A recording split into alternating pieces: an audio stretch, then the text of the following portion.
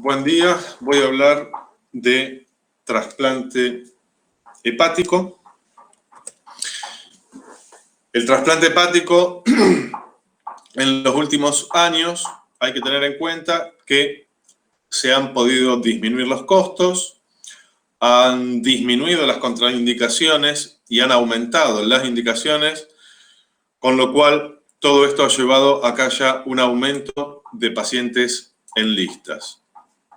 La sobrevida mundial al año de un trasplante de hígado es del 90%, y eso es gracias a que hubo mejoras en la técnica quirúrgica, a la solución de preservación, que es la más utilizada desde el Wisconsin, a la mejoría de la inmunosupresión, la ciclosporina, la entrada de la ciclosporina ha cambiado la historia del trasplante, hay una mejor selección de candidatos, manejo del pre y del postoperatorio y de la prevención de infecciones. El primer trasplante de hígado se hizo en 1963, pero el primero exitoso fue en el 67, lo hizo el doctor Thomas Starzl en Estados Unidos. El próximo paso fue la ablación multiorgánica. En general, antes el único órgano que se trasplantaba era el riñón. A partir de ahí se agregó el hígado y con posterioridad el páncreas, el intestino, todo dentro de la cavidad abdominal, aparte de los órganos de la cavidad torácica como el corazón y los pulmones. Se comenzaron a hacer los retrasplantes por fracasos del primer trasplante o debido a que hacía mucho tiempo que se había hecho el primer trasplante. Se utilizó el sistema del bypass venovenoso, en donde se deriva la sangre de los miembros inferiores, esto es la vena cava, se deriva la sangre del lecho esplácnico a través de la vena porta, pasa por una bomba y vuelve al cuerpo por la vena axilar para que llegue al corazón. Se comenzaron a hacer las reducciones hepáticas porque empezó a aumentar la cantidad de niños con problemas hepáticos que necesitaban trasplante. Habitualmente los donantes pediátricos son muy escasos, con lo cual muchos chicos fallecían en lista, por lo que se empezó a hacer la reducción hepática. La utilización de injertos vasculares. Es común que la cirrosis produzca un flujo hepatofugo a nivel de la porta y un enlentecimiento de la porta, con lo cual eso puede provocar una trombosis de la vena porta, con lo cual con estos injertos vasculares se le puede, como se ve acá, se le puede devolver el flujo de entrada que corresponde al hígado. La solución de preservación, la solución de Wisconsin, que es la más utilizada, esto permitió, a diferencia de que cuando se ablacionaba con Ringer, pasar de solo 6 horas de isquemia, con lo cual había que hacer sumamente rápido la cirugía, pasar hasta 24 horas que el órgano puede estar fuera del cuerpo en una heladera. El split, a diferencia de la reducción, se divide el hígado en hígado derecho e hígado izquierdo, preservando los vasos, la arteria hepática, la vena porta y la vía biliar del lado derecho y la rama derecha y la rama izquierda, con lo cual de un solo hígado, de un solo donante, se pueden realizar 2 trasplantes en los receptores. La utilización del donante vivo relacionado, primero fue pediátrico, que es mucho más común, ya que hasta 30 kilos con un 25% del hígado de un adulto puede ser trasplantado a un niño.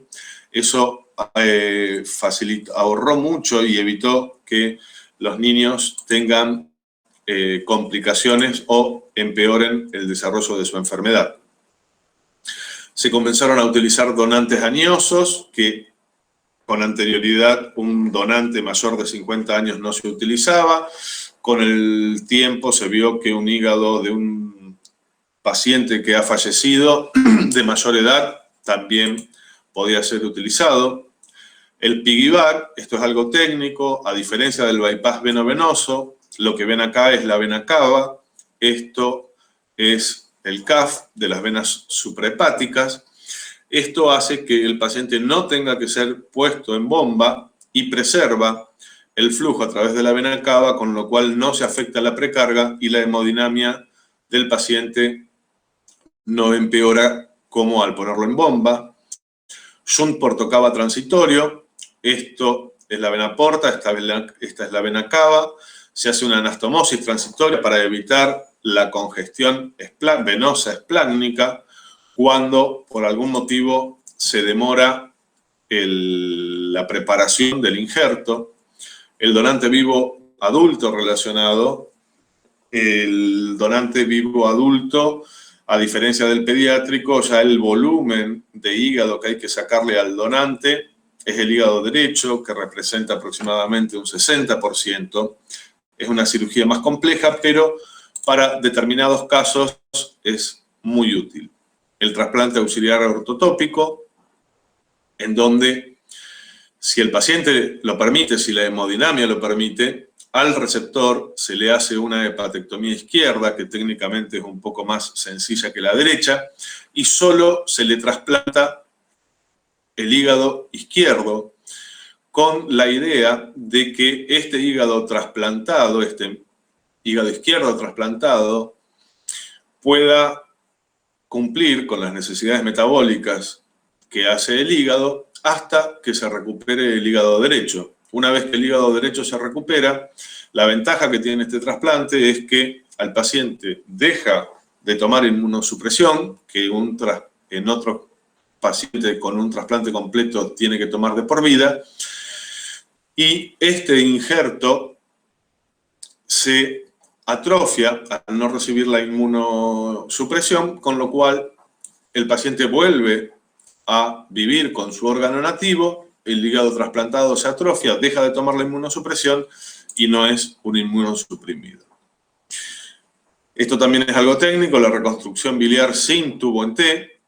El 30% de las morbilidades de un trasplante lo da la reconstrucción biliar, con lo cual es una de los avances técnicos quirúrgicos más importantes. Con respecto a las indicaciones y los resultados, como concepto general, ¿quién tiene indicación de un trasplante de hígado? Son dos los casos: pacientes con hepatopatías agudas o crónicas severas e irreversibles, en ausencia de contraindicaciones para el trasplante. Las indicaciones del trasplante hepático son la cirrosis descompensada, la hepatitis fulminante, los tumores irresecables y las enfermedades metabólicas. Acá podemos ver que el 80% de las indicaciones de los trasplantes son en pacientes cirróticos, o sea, en patología crónica, mientras que solo el 20% se hace en hepatitis fulminantes. Siempre, tanto en adultos como en niños, la indicación en general es en patología crónica. ¿Qué nos interesa saber de una cirrosis hepática? En principio su etiología, y acá tienen las etiologías más comunes de la cirrosis en adultos. La más frecuente es la hepatitis C, le sigue la cirrosis biliar primaria, el alcohol, cirrosis autoinmune, criptogénica, colangitis esclerosante primaria y otras. Esto es en niños, por lejos la más frecuente es la atresia de vía biliar, le sigue la autoinmune, y después está la cirrosis criptogénica, alfa-1 antitripsina, Caroli, colangitis esclerosante, enfermedad de Laguil, colestasis familiar. También importa el riesgo de recurrencia, y hay algunas que son importantes si recurre la enfermedad, mientras que otras por ahí no tanto. Dentro de las enfermedades que recurren frecuentemente y que es importante está la hepatitis B, la hepatitis C, el cáncer y el alcohol, mientras que hay otras menos frecuentes y que no nos importa tanto desde el punto de vista clínico, como la cirrosis biliar primaria, colangitis esclerosante, hepatitis autoinmune. Fíjense, con respecto al riesgo de hepatocarcinoma, que el hepatocarcinoma casi en el 80% de los casos se presenta en pacientes que tienen virus C, 57%, o virus B, 21%, si bien también el alcohol y el hierro predisponen la presentación del hepatocarcinoma. También es importante saber la etiología para ver si hay tratamiento previo al trasplante o incluso a veces tratar de curar al paciente. Por ejemplo, a aquellos pacientes con virus B se le puede tratar con lamivudina, adefovir o tenofovir con idea de negativizar ese virus para posteriormente hacer el trasplante hepático y de esa manera tener un menor riesgo de recurrencia. ¿Qué severidad tiene la cirrosis? Tenemos parámetros objetivos y parámetros subjetivos. Dentro de los parámetros objetivos tenemos los clínicos, que hablan del número y severidad de las complicaciones mayores, y bioquímicos, grado de insuficiencia hepatocelular, parámetros subjetivos como el grado de invalidez y calidad de vida. Estas son las complicaciones mayores de todas las cirrosis. Tenemos la citis refractaria, síndrome hepatorrenal, encefalopatía portosistémica, infecciones bacterianas, síndrome hepatopulmonar y hemorragia por varices esofágicas. Estas son las complicaciones de las cirrosis colestásicas. Y tenemos el prurito refractario, el aumento progresivo de la bilirrubina, colangitis y menores como la osteoporosis, la hiperpigmentación y la xantomatosis. ¿Cuál es el grado de insuficiencia hepatocelular? Tenemos los factores de coagulación y la albúmina, fundamentalmente para ver el grado de insuficiencia. También podemos utilizar la colinesterasa y el colesterol, pero estos valores se van a ver alterados con posterioridad a los factores de coagulación y de la albúmina. ¿Qué impacto tiene la enfermedad hepática en la vida diaria del paciente?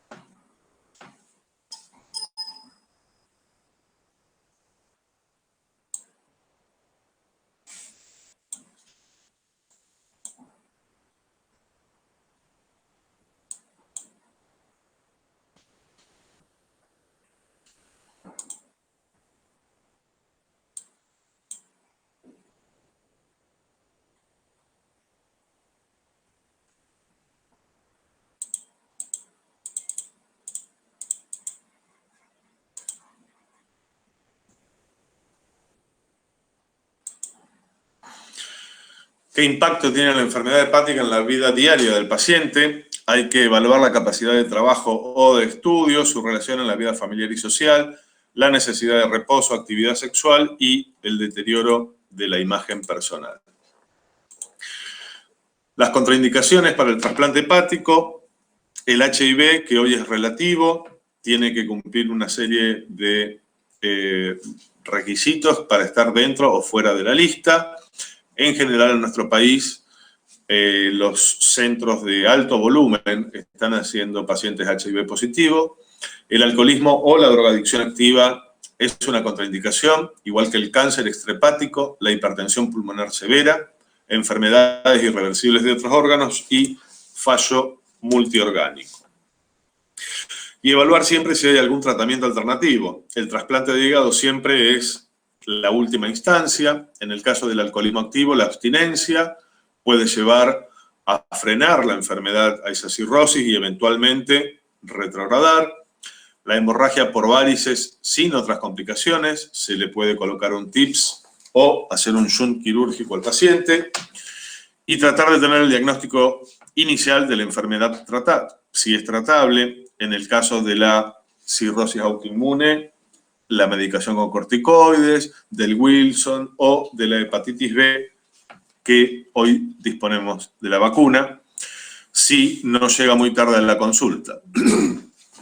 Con respecto al timing ideal del trasplante, es cuando el paciente está lo suficientemente mal como para requerir un trasplante, pero lo suficientemente bien como para tener el mínimo riesgo quirúrgico posible. hay que tener en cuenta que el 50% de la cirugía del trasplante de hígado tiene un 50% de mortalidad. Fíjense cómo influye la condición clínica del paciente en el momento del trasplante para determinar la sobrevida. Los pacientes que están en el domicilio, o sea, en su casa, tienen un 75% de sobrevida, y fíjense cómo cae prácticamente al 50% aquellos pacientes que están en asistencia mecánica. El impacto del trasplante, este señor, que lo ideal sería llegar al trasplante antes de que esté en esta condición clínica, está desnutrido, con ascitis refractaria, nutrición enteral, en respirador, y fíjense después del trasplante cómo está el mismo paciente al año. Esta es la sobrevida actuarial al año de acuerdo a la cirrosis. Están todas por arriba del 80%, salvo las cirrosis metabólicas. Y esta es a los 5 años, en donde excepto las metabólicas, el resto se mantiene por arriba del 80%, y las metabólicas caen de un 75% a un 50%. La hepatitis fulminante. La falla hepática fulminante es un paciente sano que desarrolla síntomas sugestivos de enfermedad hepática y que en el laboratorio vamos a ver que presenta ictericia o aumento de las enzimas hepáticas. Hay 3 hipótesis válidas: una enfermedad aguda, una enfermedad crónica o, en el menor de los casos, una enfermedad crónica a la que se le agrega una enfermedad aguda. Estas son las causas de las hepatitis fulminantes. La más frecuente es de causa indeterminada. Le sigue la viral, la tóxica y por drogas. Enfermedad crónica de presentación aguda, que es una reactivación. Este es el caso de la hepatitis autoinmune, la enfermedad de Wilson o la hepatitis B. La otra opción que habíamos visto es la de una hepatopatía crónica más una enfermedad aguda, por ejemplo, una infección de un virus delta en un portador de un paciente crónico con virus de la hepatitis B, o que sobre cualquier cirrosis se desarrolle una hepatitis aguda, por ejemplo, tóxica. Esta es la etiología. La más común en los adultos es la indeterminada, le sigue la autoinmune, la hepatitis B por drogas y por hepatitis A. En los niños, la causa más común era la hepatitis A, hasta que se desarrolló y se comenzó a utilizar la vacuna. Desde que se empezó a utilizar la vacuna en forma obligatoria, no se han reportado nuevos trasplantes por hepatitis aguda por virus A. Esta es la historia natural de la hepatitis fulminante. Hay una necrosis hepática masiva, con el tiempo se regenera hasta que llega a la restitución completa. Lamentablemente esto solo ocurre en un 10 o un 20%. Entre la necrosis hepática masiva y la regeneración se producen complicaciones que en el 80% de los casos lleva al paciente a la muerte, con lo cual el tratamiento de la hepatitis fulminante, lo primero que tenemos que hacer es el tratamiento de la enfermedad de base, la acetilcisteína, el aciclovir o los esteroides, dependiendo si es una hepatitis autoinmune o viral o por paracetamol. Tratar las complicaciones. La complicación que lleva a la muerte al paciente en una hepatitis fulminante es el edema cerebral, produciendo el enclavamiento. También se puede presentar la sepsis. Lamentablemente no se dispone de un hígado artificial, como en el caso del riñón, para hacer diálisis, con lo cual el tratamiento definitivo es el trasplante hepático. Hasta que llega el trasplante hepático, tenemos que hacer el tratamiento de la enfermedad de base, el tratamiento general de un paciente crítico y el tratamiento de las complicaciones. ¿Cuál es el pronóstico? La situación ideal sería tener un marcador pronóstico confiable. en donde, si el pronóstico es favorable, hacer el tratamiento médico y ir evaluando para qué lado va ese paciente, mientras que si tenemos un pronóstico desfavorable, hacer un trasplante precoz para evitar la muerte del paciente. Lamentablemente, no disponemos de estos marcadores. ¿Cuál es la indicación del trasplante en la hepatitis fulminante? El coma hepático grado 4, encefalopatía progresiva, coagulopatía progresiva, y sí tenemos los criterios pronósticos del King College y de Clichy. Los criterios británicos dependen si la hepatitis fulminante es por acetaminofeno o no. En el caso de que no lo sea, tenemos un RIN mayor a 6.7, etiología desfavorable, la edad, el RIN como criterio menor, bilirrubina y si es aguda o subaguda, mientras que si es por acetaminofeno, el pH, encefalopatía, creatinina y RIN. Los criterios de Clichy son más fáciles de recordar. Estos criterios franceses hablan de dosar el factor 5 y si es menor de 30 en edad mayor, en paciente mayor de 30 años, o factor 5 menor de 20 en aquellos que tienen menos de 30 años con encefalopatía 3-4, sería la indicación para realizar el trasplante. Esto es el valor predictivo positivo y negativo de los dos criterios. Los del King College son los anaranjados, los de Clichy son los verdes. Fíjense que los criterios del King College tienen mayor sensibilidad y mayor especificidad que los criterios de Clichy. Hoy disponemos del score de MELD, Model for End-Stage Liver Disease. Variables utilizadas son pocas y fáciles de obtener, objetivas y cuantitativas, por lo cual es un sistema continuo que no tiene techo. ¿Cómo se calcula el MELD?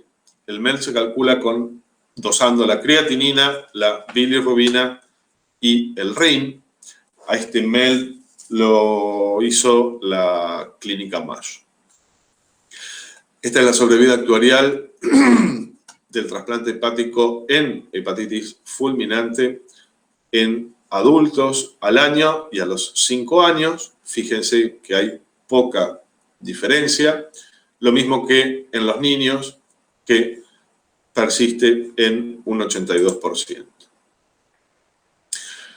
En general, los resultados que se obtienen en una hepatitis fulminante son muy parecidos a aquellos pacientes que se trasplantan con cirrosis que esperan el órgano en la terapia intensiva. El problema es la baja aplicabilidad del trasplante por la falta de órganos. Muchas veces hay pacientes internados en terapia intensiva, intubados, que si no hay un donante, al no disponer de un órgano artificial, lamentablemente esos pacientes fallecen. ¿Cómo aumentar la aplicabilidad del trasplante? Utilizando donantes cadavéricos marginales, la técnica de bipartición, como les mostré antes, el split, o donantes vivos. La otra indicación son los tumores hepáticos irresecables, como el hepatocarcinoma, el hepatoblastoma, que se dan niños, el hemangioendotelioma epitelioide, tumores neuroendocrinos y adenomatosis múltiples. ¿Cuál es el candidato ideal con alta chance de curación en aquellos pacientes que tienen hepatocarcinoma? Lo que se utiliza es los criterios, un nódulo único de hasta 5 centímetros o hasta 3 nódulos de hasta 3 centímetros. Esos son los criterios de Milán. Eso hace que el tiempo en lista de espera del paciente, la progresión de la enfermedad, no lleve a que haya invasión de la vena porta o ganglionar o metástasis extrahepáticas. Porque si se presentan estas dos circunstancias, ese paciente pierde la opción a un trasplante. Se plantea entonces la disyuntiva si es mejor trasplantar o resecar quirúrgicamente. Y el tema es que con la resección quirúrgica hay una baja chance de curación del hepatocarcinoma, porque en general se presenta una recurrencia múltiple o con metástasis extrahepáticas, y eso hace que el paciente pierda la opción del trasplante. Mientras que al realizar un trasplante de hígado directamente en aquellos pacientes que tienen un cáncer primario de hígado, hay una alta chance de curación del hepatocarcinoma, porque en realidad hay una remoción de la enfermedad preneoplásica, que es todo el hígado, a diferencia de lo que ocurre con la resección quirúrgica. El diagnóstico del hepatocarcinoma es importante. A todo paciente que se encuentra en lista de espera se le hace un screening con alfa-fetoproteína y ecografía cada 3 meses. Fíjense que el 30% de los pacientes enlistados en la Fundación Favaloro fue detectado por screening mientras estaban en lista de espera. Esta es la sobrevida de los pacientes con hepatocarcinoma al año y a los 5 años. Fíjense que prácticamente en estos casos la sobrevida de pacientes con hepatocarcinoma incidental están iguales que si uno trasplanta una cirrosis sin hepatocarcinoma. Esto siempre y cuando estén dentro de los criterios de Milán. Cuanto más grande es el tumor, menores son las posibilidades de tener chance. Por último, la cuarta indicación de trasplante son las enfermedades metabólicas. El trasplante está indicado para corregir defectos genéticos de origen hepático que producen enfermedades extrahepáticas. Macroscópicamente y microscópicamente los hígados son normales. Las enfermedades más comunes son la amiloidosis familiar, que afecta al sistema nervioso, la hiperoxaluria tipo 1, que afecta al riñón, y la hiperlipidemia tipo 2, que afecta al corazón. El trasplante debe realizarse previo al desarrollo de complicaciones extrahepáticas irreversibles. Este es el caso de una chica que con 24 años, con su hipercolesterolemia familiar pobre, fíjense los síntomas, a los 24 años ya tenía hecho 5 bypass aortocoronarios y manejaba un nivel de colesterol por encima de 1000. A esta chica se le hizo un trasplante con donante vivo y fíjense cómo cambió los síntomas post-trasplante. Esta es, en promedio, la cantidad de tiempo que un paciente está en lista. Es de hasta 250 días, con una mortalidad en lista del 8%. Esta es la denuncia de operativos en nuestro país. Buenos Aires es la que mayor operativos denuncia, pero Santa Fe es la segunda. Esta es la cantidad de donantes por millón de habitantes, que es de 8.3, lo cual es bajo. En España es de 30 por millón de habitantes, obviamente fuera de la pandemia. Estas son las ablaciones multiorgánicas. Hay algunos donantes los cuales pueden donar corazón, pulmón, hígado, páncreas, mientras que algunos por la edad o por determinada patología no están en condiciones de donar todos los órganos. ¿Cómo mejorar la aplicabilidad del trasplante hepático? Con la utilización de injertos reducidos, split, donantes marginales, donantes vivos y el trasplante dominó. Este es Henri Bismuth, un francés que en 1984 hizo la reducción de un injerto. Fíjense que prácticamente uno, si no presta mucha atención, no se da cuenta que esto es solo un segmento 2-3. Acá es como se ve con el abdomen abierto. Rudolf Plitzmaier, un alemán que en el 88 describe la técnica del split, como les comenté antes. Se divide el hígado derecho del hígado izquierdo, preservando los vasos de entrada y de salida de cada injerto, con lo cual con un solo órgano se pueden trasplantar 2 pacientes. La utilización de donantes marginales, que tenemos criterios mayores y menores.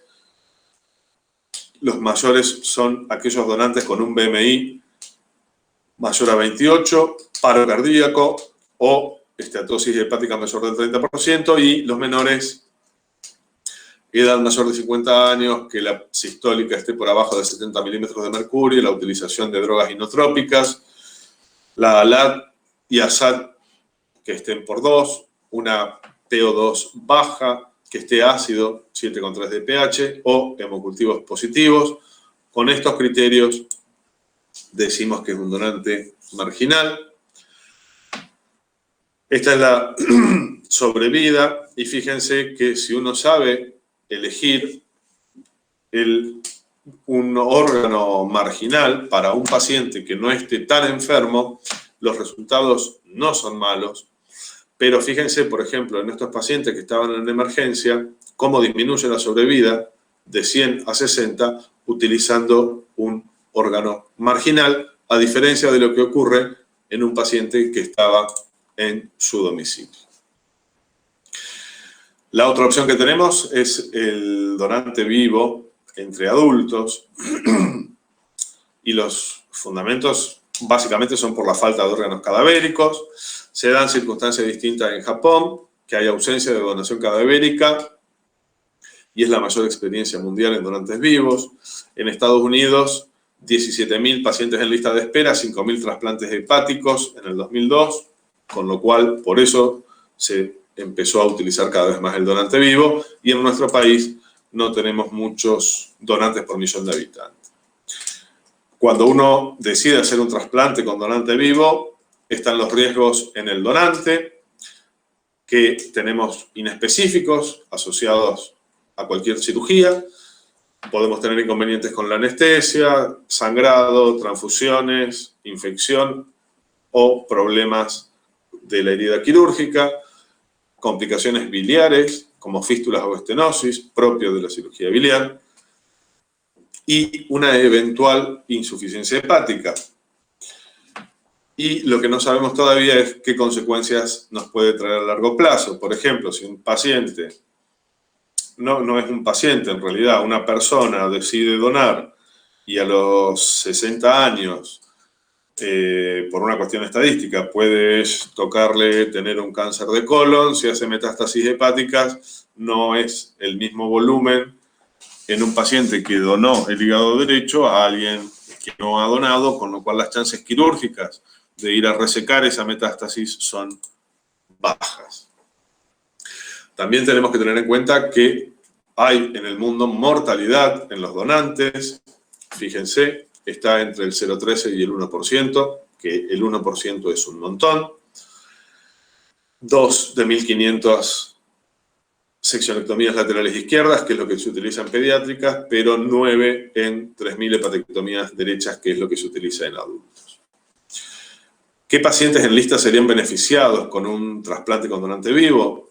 Aquellos que tienen una cirrosis con función hepática estable y que hace más de 7 meses están en lista de espera, enfermedades metabólicas con función hepática normal, como la chica que les mostré antes, pacientes extranjeros o fallo hepático fulminante en el caso de que no se consiga un donante cadavérico. La cirugía del donante es muy estricta y se trata de no dejar nada al azar. Por eso es que se hace una hemodilución normovolémica, se utiliza el recuperador de sangre, todo esto para tratar de evitar transfundir al donante, porque hasta en los mejores bancos hay hasta un 5% de probabilidades de contagiar alguna enfermedad infecciosa.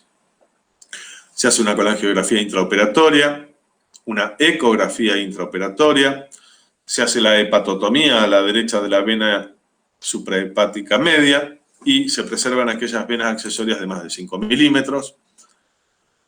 Acá, guiándonos con la ecografía intraoperatoria, vamos marcando con el electrobisturí por dónde va a ser la partición del hígado. Esta es la disección del pedículo, en donde está la rama derecha de la arteria hepática. Esto que se ve acá atrás es la vena porta. Acá está canulado ya el conducto cístico para hacer la colangiografía. Acá ven cómo el hígado queda prácticamente abierto, como un libro, con el pedículo de entrada del hígado derecho y el pedículo de entrada del hígado izquierdo, solo unido acá atrás, pasado por este lazo, por las venas suprahepáticas, que es lo que a continuación se va a seccionar. Esta es la reconstrucción de la vena suprahepática derecha, que en este caso tenía dos bocas, con lo cual se lo une para que durante el implante las anastomosis sean más sencillas. Esto es, se preservan las venas de más de 5 milímetros porque si uno las liga, el hígado no tiene posibilidad de que la vena suprahepática derecha a veces no alcanza, el hígado se congestiona y si el hígado se congestiona no va a funcionar como corresponde. Este es el hígado implantado, esta es una vena accesoria que se anastomosó directamente a la vena suprahepática izquierda, la vena suprahepática derecha ya está anastomosada, esta es la arteria, la porta no se alcanza a ver, esto es un tubo de Kerr que está dentro de la vía biliar. Esto es la utilización de un injerto vascular para la arteria hepática derecha, que es este cabito. Acá se ve mejor la anastomosis de la vena porta a la rama derecha de la vena porta del donante. Y acá se ve la vía biliar, que es lo último que se anastomosa. Este caso es un reemplazo total de vena cava inferior porque el trasplante era por un tumor que estaba en contacto con la vena cava del receptor, con lo cual para hacer un procedimiento más oncológico decidimos resecar la vena cava y utilizando vena cava de un donante cadavérico reemplazar la vena cava inferior. Acá lo ven anastomosado a la cava, reperfusa es la vena porta. El conducto biliar, habitualmente la vía biliar del hígado derecho tiene una rama anterior y una rama posterior. Acá lo alcanzan a ver.